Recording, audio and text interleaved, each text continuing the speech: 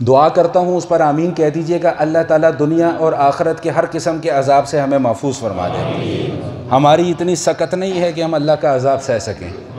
جن قوموں کو اللہ نے برباد کیا اپنے نافرمانی کی وجہ سے، ان کا انجام ہم روزانہ قرآن میں پڑھتے ہیں، لیکن ہمارے کان پر جوں تک نہیں رینگتی۔ اللہ بار بار ہمیں یاد دہانی کروا رہے ہیں کہ ام امنتم ان یرسل علیکم حاسبا، کیا تم اس ذات سے بے خوف ہو چکے ہو کہ کہیں وہ تمہارے اوپر یرسل علیکم حاسبا، پتھروں والی ہوا نہ بھیج دے؟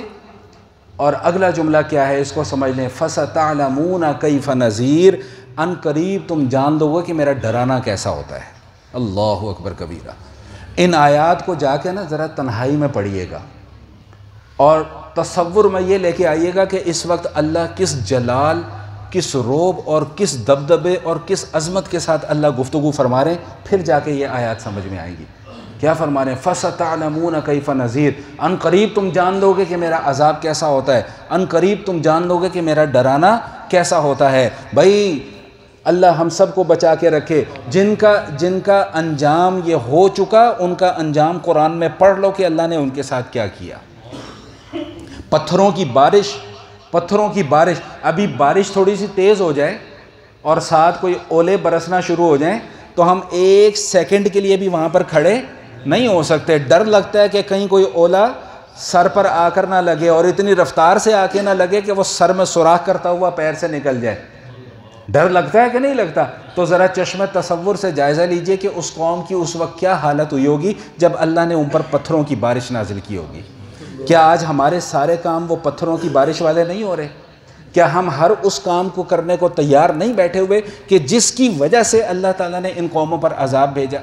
قوم شعیب کے حالات ہم نے قرآن میں نہیں پڑھے، اللہ نے قوم شعیب کے اوپر کیوں عذاب بھیجا؟ ایک تو وہ کفر اور شرک میں پڑے ہوئے تھے، وہ تو پڑے ہوئے تھے، لیکن اخلاقی بیماری اللہ نے ان کی جو بیان کی وہ کیا تھی؟ ناپ تول میں کمی کیا کرتے تھے۔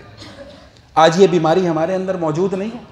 آپ سبزی خریدنے جاؤ آپ کو سبزی پوری نہیں ملے گی، آپ پھل خریدنے جاؤ آپ کو پھل پورا نہیں ملے گا، آپ کسی دکاندار سے آٹا خریدنے کے لیے چلے جاؤ اس کے سامنے تلواؤ تمہارا آٹا پورا نہیں ملے گا، پیٹرول آپ کو آپ کی گاڑیوں میں پورا نہیں ملتا۔ اور ہم نے کتنے وہ کام کرنے ہیں کہ جس پر اللہ کا عذاب آئے۔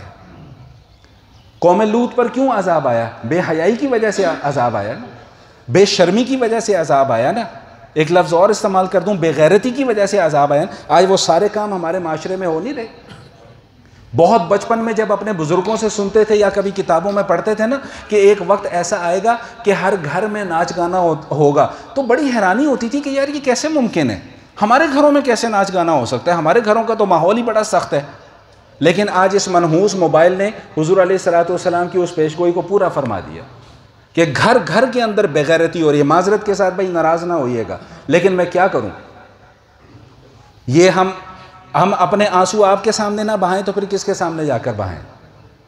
اپنے دل کا درد آپ کے سامنے نہ رکھیں تو پھر کہاں پر جا کر رکھیں؟ ہماری تو پہنچ یہیں تک ہے نا، یہ 200 400 300 لوگ 500 لوگ زیادہ سے زیادہ بات سننے کی، ہماری پہنچ تو یہیں تک ہے۔